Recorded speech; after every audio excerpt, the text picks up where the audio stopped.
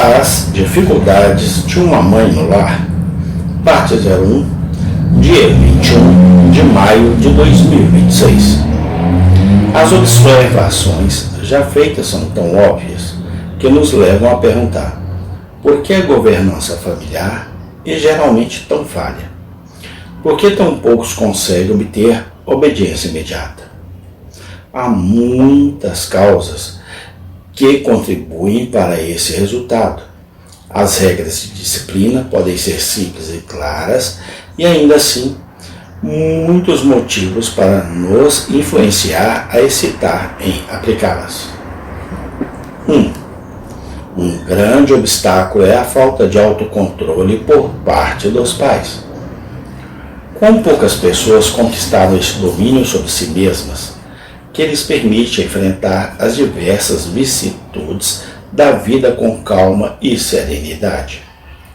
Com poucas são as que não são, pelo menos ocasionalmente, pegas de surpresa e levadas a demonstrar sentimentos de excitação e irritação. E pode uma mãe esperar governar seu filho quando não consegue governar a si mesma? O governo familiar deve começar, enfaticamente, em casa. Deve começar no seio da mãe. Ela deve aprender a se controlar, a subjugar suas próprias paixões, deve dar aos filhos um exemplo de mansidão e equanimidade. Ou deve razoavelmente esperar que todos os seus esforços para controlar as paixões deles sejam ineficazes. Uma criança se irrita e bate na irmã, e a mãe se irrita e bate na criança. Ora, mãe e filho foram culpados exatamente do mesmo crime. Ambos estavam com raiva e ambos, com raiva, bateram um no outro. E qual o efeito dessa punição pecaminosa?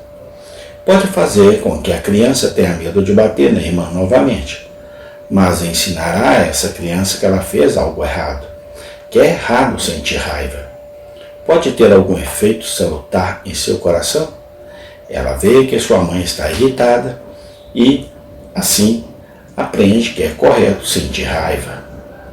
Ela vê que quando sua mãe está irritada, ela bate e, assim, aprende que o mesmo comportamento é correto para ela.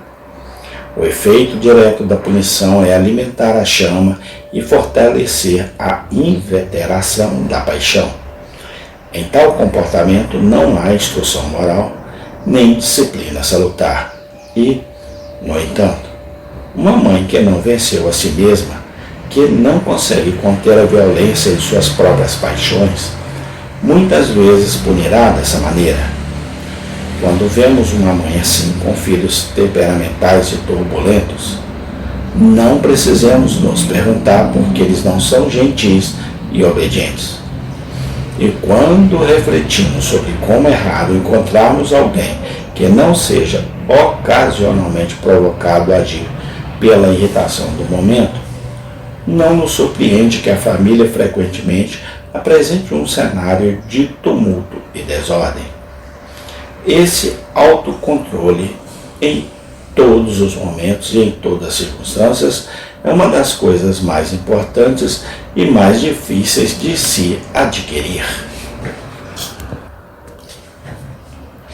Muitos pais, desde a infância, não estão acostumados à contenção e encontram grande dificuldade em sufocar os sentimentos que, às vezes, surgem quase involuntariamente.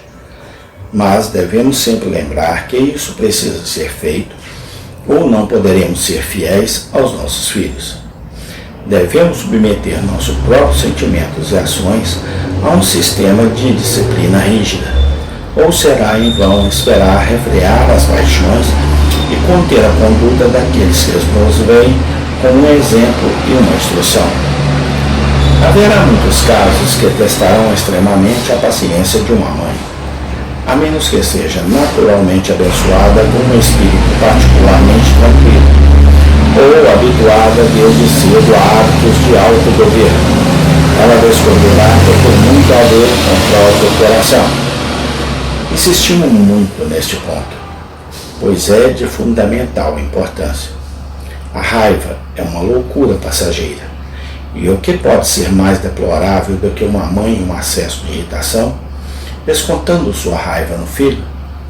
Que a mãe sinta tristeza e manifeste sua dor quando o filho errar. Que ela, com calma e reflexão, aplique a disciplina que a situação exige. Mas jamais a deixe demonstrar irritação ou proferir uma expressão de raiva. Se sua mente permanecer serena e impassível, ela ensinará pelo exemplo, assim como pela doutrina. Ela saberá com facilidade e cumprirá seu dever com mais discernimento. A superioridade de sua conduta lhe renderá o respeito e a admiração dos filhos. E enquanto isso não acontecer, será impossível para uma mãe impor as regras da disciplina, por mais simples e óbvias que sejam. 2. Outro grande obstáculo é a falta de decisão. É sempre doloroso para os pais privar um filho de qualquer prazer razoável ou infligir-lhe dor. Por isso, somos engenhosos em inventar desculpas para nos livrarmos dessa obrigação. Amém. Tem continuação.